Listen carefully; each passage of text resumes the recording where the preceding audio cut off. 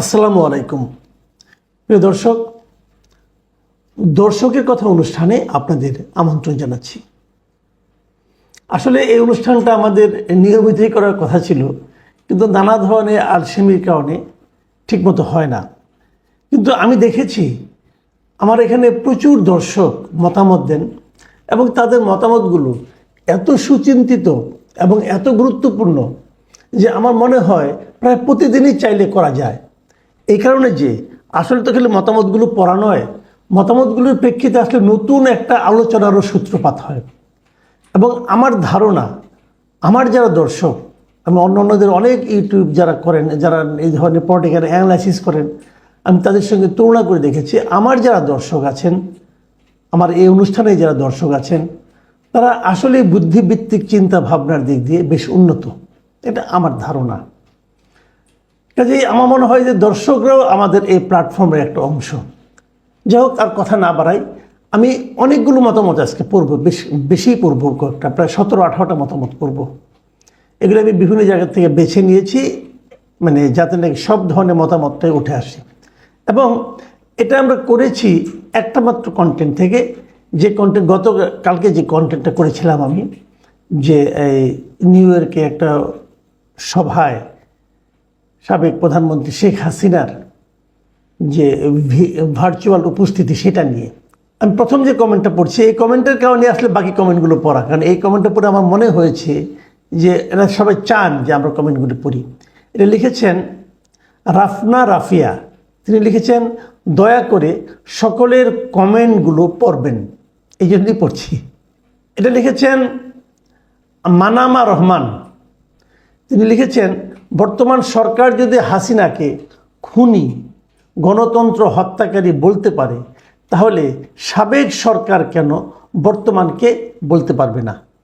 কথাটা কিন্তু মানে ওনার দিক থেকে ঠিকই আছে, কারণ সাবেক সরকার প্রধান যিনি আছেন শেখ হাসিনা, উনি তো ইউনূসকে গণহত্যাকারী হিসেবে এই কন্টেন্টে আমি উল্লেখ করেছেন। আব্দুল মান্নান লিখেছেন, শেখ হাসিনা রাজনৈতিক মৃত্যু হয়েছে, এদেশে রাজনীতি করার অধিকার আর নেই।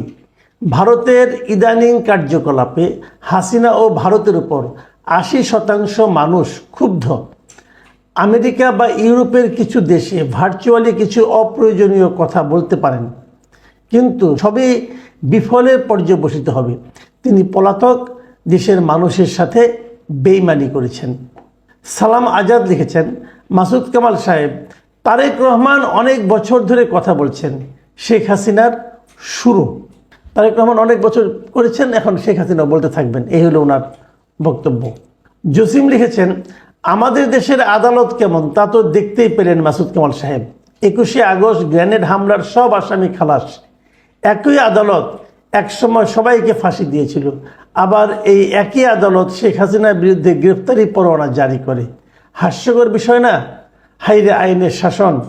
দেখলে মাঝে মধ্যে একটা অশ্লীল শব্দ আছে, হয়ে যায়। তো এটা আমার মনে হয় ওনার এই বক্তব্যটি একটু অতি সরলীকৃত, এতটা বোধ হয় না।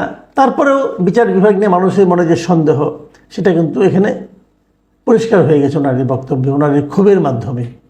কে কামাল লিখেছেন, আমরা যে ভারতের গোলামি করেছি এর কারণ শেখ মুজিবুর ও শেখ হাসিনা।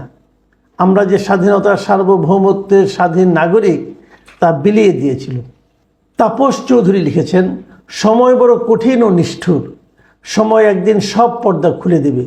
শেখ হাসিনাকে নিয়ে আপনার মনের মধ্যে এত ঘৃণা ঠিক নয়। শেখ হাসিনা পালিয়ে গেছেন, শেখ হাসিনা স্বৈরাচারী, এ ধরনের মিথ্যা বদনামের তকমা আর কত লাগাবেন? শেখ হাসিনা আবার ফিরে আসবে বীর বেশি। বাংলাদেশের জনগণ তাকে সাদরে গ্রহণ করার প্রতীক্ষায়। জনাব তাপস চৌধুরী, আপনি এটা আপনার মতামত দিয়েছেন। আমি যে কথাগুলি বলেছি শেখ হাসিনা সম্পর্কে এবং যেগুলি নিয়ে আপনি আপত্তি করছেন, এটা আপনার আপত্তি, আমার কোনো বক্তব্য নেই এই নিয়ে। কিন্তু আমার অবজারভেশন হলো, শেখ হাসিনা পালিয়ে গেছেন, এটা তো সত্য, এটা তো আমি বলছি। এটা আপনি অস্বীকার করছেন কেন? শেখ হাসিনা কি পালিয়ে যাননি? উনি তো পালিয়ে গেছেন। শেখ হাসিনা স্বৈরাচার ছিলেন, আমি এখনও মনে করি শেখ হাসিনা স্বৈরাচার ছিলেন। উনি কারো কথা শুনতেন না, উনি নিজের যা ভালো মনে হতো তাই বলতেন। তো আমি এভাবে ভাবি, এগুলিকে মিথ্যা বদনাম আমি মনে করি না। আমি মনে করি এটাই উনি ছিলেন, এই সরকার যদি আগের সরকারের চেয়ে খারাপ চালায়, তার মানে এই নয় আগের সরকারের অপকর্মগুলি বৈধ হয়ে যাবে। এটা একটু মাথায় রাখবেন। তারপরেও আপনি মন্তব্য লিখেছেন, কষ্ট করে, আপনাকে অনেক ধন্যবাদ। ফারজানা আক্তার লিখেছেন, আওয়ামী লীগ ক্ষমতায় আসলে আমরা সাধারণ জনগণ, আপনি সহ যারা উস্কানি দিচ্ছে সবার ফাঁসির দাবি তোলা হবে ইনশাল্লাহ। আচ্ছা ফারজানা আক্তার, আপনাকে একটা কথা বলি। ধরা যাক আওয়ামী লীগ ক্ষমতায় আসলো, ধরা যাক আমি উস্কানি দিচ্ছি, তাই এই উস্কানির জন্য শাস্তি কি ফাঁসি? একটু কম দেওয়া যায় না? ফাঁসি বেশি গেল না? ট্রুথফুলনেস, উনি লিখেছেন, আপনি আরেকজন মানুষের ছবি বিকৃতি করে নিজেকে তেলবাজ বিকৃত মানুষের পরিচয় দিয়েছেন। না, আমি কারো ছবি বিকৃত করিনি ভাই। আপনি বলতে চাচ্ছেন আমি যে কভারেজে শেখ হাসিনার ছবিটা দিয়েছি, এটা তো কার্টুন দিয়েছি। পৃথিবীর সব দেশেই রাষ্ট্রনায়ক অথবা রাজনৈতিক নেতৃবৃন্দ এদের কার্টুন করার রীতি আছে, আমাদের দেশেও আগে ছিল। কিন্তু শেখ হাসিনার ক্ষমতায় এসে 2009-এ উনি এইগুলি বন্ধ করে দিয়েছেন গাইড জুড়ে। ওইখান থেকে একটা কার্টুন আমি দিয়েছি, এটাকে বিকৃত করা বলে না। পরের মন্তব্যটা ইমতিয়াজ মাহমুদ লিখেছেন, সুশীল মানে পিশাচ, মাসুদ কামাল তার মধ্যে বৃহত্তম পিশাচ, সাদা সাপ একটা। মানে উনি আমাকে পিশাচ বলে বলছেন, আবার বলছেন সুশীল মানেই হলো পিশাচ। সুশীল মানে পিশাচ কী করে হয় বুঝলাম না। আমি পিশাচ আপনার কাছে যদি মনে হয় তো আমার দুঃখ পাওয়া ছাড়া আর কিছু করার নেই। কিন্তু ভাই আমি সেরকম না। আর আমাকে সাদা সাপ বলেছেন, ঠিক আছে, সাদা ঠিক আছে, এটা নিয়ে আমার কোনো বক্তব্য নেই। কিন্তু সাপ কীভাবে ভাই? আপনি পছন্দ না হলে সাপ, এটা তো কেমন কথা হলো? আর আপনি কোন অর্থে বললেন তাও তো বুঝলাম না। রফিকুল ইসলাম লিখেছেন, মাসুদ কামাল তুমিও হাসিনার সাথে যোগ দাও, তোমার মুখোশ খুলে গেছে। আমি ঠিক বুঝতে পারছি না। একবার কেউ বলছে হাসিনার সমালোচনা করছে, জন্য আমাকে গালাগালি করছে, আবার উনি বলছেন আমি নাকি হাসিনার সঙ্গে যোগ দেওয়ার মতো অপরাধ করেছি। আমি আসলে বুঝতে পারছি না আমি আসলে কি। ইমরান খান লিখেছেন, আপনি কি প্রমাণ দিতে পারবেন শেখ হাসিনা হত্যা করতে বলেছে? ওপেন চ্যালেঞ্জ দিলাম মাসুদ কামাল সাহেব, পারলে উত্তর দিবেন যদি ভালো মানুষ হয়ে থাকেন। হ্যাঁ, উত্তর তো আমি দেবো। দেখুন, প্রমাণ আমি দিতে পারবো না, কিন্তু ওই ঘটনার পর আমি বিভিন্ন নিউজে দেখেছি, বিভিন্ন মতামত এসেছে, যারা ভেতরে ছিলেন অথবা যারা প্রত্যক্ষদর্শী, এই ধরনের নানা রকম বয়ান কিন্তু এখন বাজারে আছে, সোশ্যাল মিডিয়াতেও আছে। তো সেগুলো থেকে আর আমার তার সঙ্গে কমন সেন্স লাগিয়ে আমি ভেবেছি যে এমনটি হতে পারে। আমরা বিভিন্ন নিউজ থেকে কিন্তু বলেছি, নিউজগুলো আপনারা দেখতে পারেন, দেখেছেন আপনিও। এখন শেখ হাসিনা দিয়েছেন এই প্রমাণ আমি কোথায় পাবো? আমি পাবো না।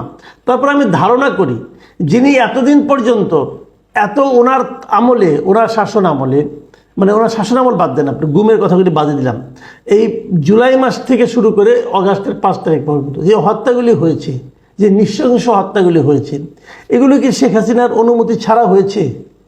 আমার কিন্তু তা মনে হয় না ভাই। এর চেয়ে বড় প্রমাণ আপনি আর কী চান? কিন্তু উনি সরাসরি বলেছেন যে ওকে মারো, মুগ্ধকে মারো, আবু সাইদকে মারো, এভাবে বলেছে।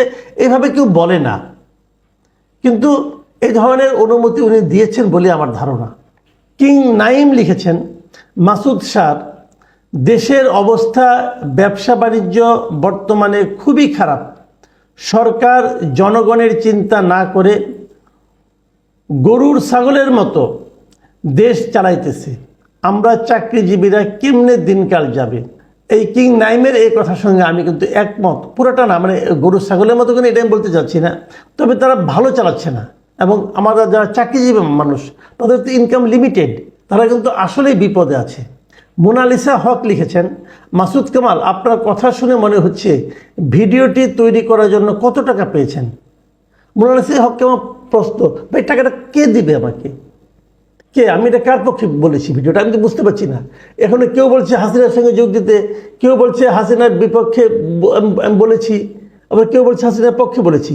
তো আমি আসলে কনফিউজ হয়ে গেছি যে টাকাটা আমাকে কে দেওয়ার কথা। মানে আমি যদি টাকা চাই যে ভাই মোনালিসা হক বলেছে এই জন্য এই ভিডিওর দাম হলো কোটি টাকা, তাহলে আমার প্রশ্ন হলো আমি কার কাছে চাইবো? বলেন না, টাকা পয়সার দরকার আছে ভাই। শুনেন, এত সরলীকৃত হয় না ভাই। আর আমিও আশা করি আমার দর্শক যারা আছেন তারা খুবই গুছিয়ে মন্তব্য করেন।